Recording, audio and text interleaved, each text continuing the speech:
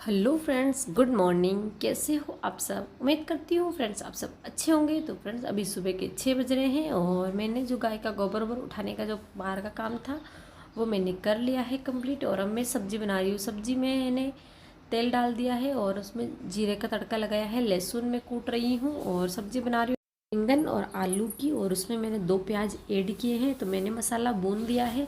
जब तक मसाला अच्छे से पकता है, मैं जो प्याज मैंने पहले ही इसमें काट के 2 टुकड़े करके रखे थे, क्योंकि प्याज अगर एक साथ में काटती हूँ तो आंसू आने लग जाते हैं उसके, सच में उसके जेल से मतलब एकदम से आँखों में आंसू आने लग जाते हैं। तो इसलिए मैंने पहले 2 टुकड़े करके पानी के अंदर डाल दिए हैं और अब मैं उसे काट रही हूँ तो बिल्कुल भी आंसू नहीं आ रहे हैं। मसाला मेरा अच्छे से पक गया है। अब इसके अंदर में ये जो है बैंगन और आलू दोनों हो, पहले मैंने आलू डाल देती हूँ क्योंकि आलू थोड़ा टाइट है तो वो थोड़ा 5 मिनट पहले डालूंगी और उसके बाद में बैंगन डालूंगी। जब तक अच्छे से और भी आलू पकते हैं तब तक मैं आटा गूँथ देती हूँ। आटा गूँथ देती हूँ तो दोनों काम एक साथ में हो जाएगी। सब्जी बनेगी तब तक आटा अच्छे से तैयार हो जाएगा। तो इसलिए मैं पहले आटा गूँथ रही हूँ और वह सब डेगची के अंदर मैंने आलू डाल रखे हैं जिससे कि आलू अच्छे से पक जाए। आलू पकते ही मैं बैंगन डाल के 2-5 मिनट इसको ढक के पकाऊंगी और उसके बाद में इसे उतार के दूंगी जिससे कि अच्छे से पक जाए। आटा मेरा गूँथ गया है और मैंने कुछ देर के लिए इसे रख दिया है जिससे कि ये अच्छे से लोच में आ जाए। और अब मैं बैंगन की सब डाल के 5 मिनट रख के इसको उतार देती हूँ। तो मैंने सब्जी को उतार दिया है, सब्जी अच्छे से बन गई है। अब मैं बना रही हूँ रोटी। तो मेरी सोनम भी उठ गई है, ये भी मेरे साथ में रोटी बना रही है। सोनम की आज तबीयत ठीक नहीं है, रात को पता नहीं कल धूप में निकली थोड़ी बहुत तो इसलिए इसको धूप लग गई है। तो मैंने इसको लू भी उतारे थे लेकिन फिर भी मतलब थोड़ा बहुत बुखार है इसको और थोड़ी उल्टी हो रही है। तो बाकी ठीक है सोनम। तो मैंने रोटी भी बना ली है और दूध भी मैंने सबसे पहले दूध ही गर्म किया था, उसके बाद सब्ज़ी बनाई थी। रोटी बना रही हूँ मैं। रोटी बनाने के बाद में दूसरा काम करूँगी झाड़ू लगाने का। तो मैं अब किचन में झाड़ू लगा रही हूँ। बर्तन मैंने अभी तक नहीं धोए, आप देख सकते हैं वीडियो में बर्तन मेरे सारे यही रखे हुए हैं। पहले मैं धो रही थी बर्तन, अभी ऊपर बर्तन धोने का हमने नहीं किया है तो नीचे ही धोती हूँ। तो नीचे कोई ना कोई धोने लग जाता है तब तक मैं दूसरा काम करने लग जाती हूँ। तो फ्रेंड्स मैंने जो भी घर का काम था बर्तन वगैरह धुलने का, पोछा लगाने का, वो सारा काम मैंने कंप्लीट कर दिया है। और अब मेरा फाइनल काम है मेरी कृष्णा की मालिश करने का।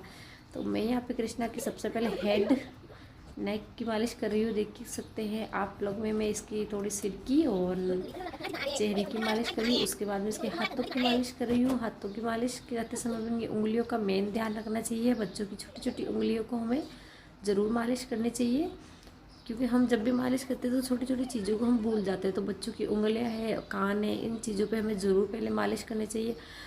उसके बाद हाथ की मालिश करने के बाद मैंने बच्चे की चेस्ट यानी छाती की और इसकी पेट की मालिश कर रही हूँ मैं।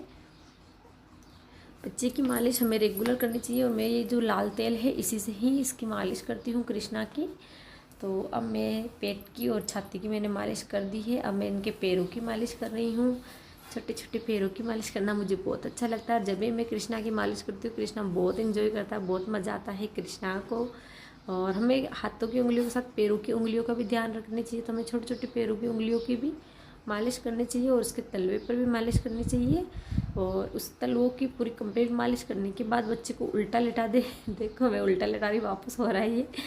तो जब भी उल्टा लेटा के इसकी पीठ की हमें अच्छे से मालिश करनी चाहिए, इसे शोल्डर की ऊपर से फिर नीचे की तरफ हमें हाथ ले जाना चाहिए। मालिश करने के बाद पैरों की मालिश उल्टी लेटाने के बाद पैरों की भी करनी चाहिए। फिर इस पैरों की एक्सरसाइज कर रही हूँ मैं दोनों हाथों से अच्छे से कृष्णा की।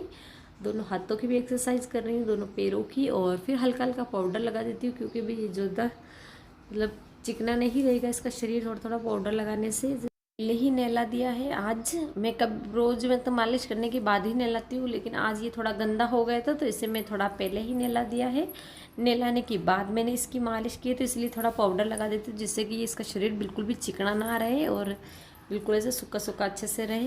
क्योंकि अभी गर्मी है, गर्मी के टाइम में चिकना शरीर खूब ज़्यादा ही रहता है। तो इसलिए कृष्णा की मालिश कंप्लीट हो गई है। अब मैं इसे सुला देती हूँ, उसके बाद जो ज़्यादा ज़रूरी है सबसे ज़्यादा वो काम करूँगी।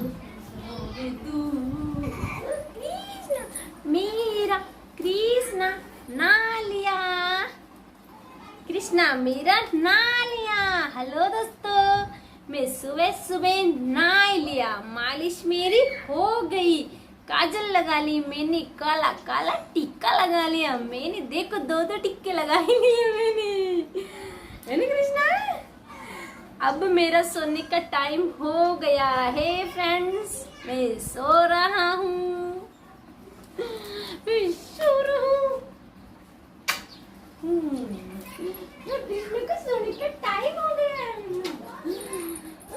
तो फ्रेंड्स कृष्णा को मैंने दूध पिला दिया है और वो अच्छे से अब सो गया है। अब वो कम से कम 1 घंटे 1.5 घंटे तक तो सो ही जाएगा, तब तक तो नहीं उठेगा। तो मेरा सबसे ज़्यादा ज़रूरी काम था इस गाय के बच्चे को नहलाना। तो मैं आपको बताना चाहती हूँ कि आज हम गाय लेके आ गए हैं। कल आए थे, सॉरी कल शाम को लेकर आए थे गाय।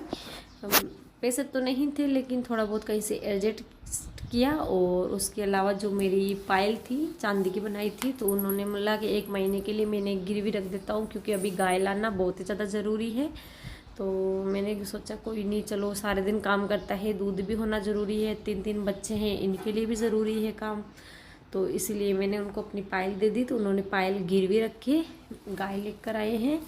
बोला 1 महीने बाद छुड़वा दूंगा, तो इसीलिए मैंने सोचा चलो ले आते हैं। अभी जो ज़्यादा ज़रूरी है, पायल से ज़्यादा ज़रूरी है गाय बच्चों के लिए दूध होना।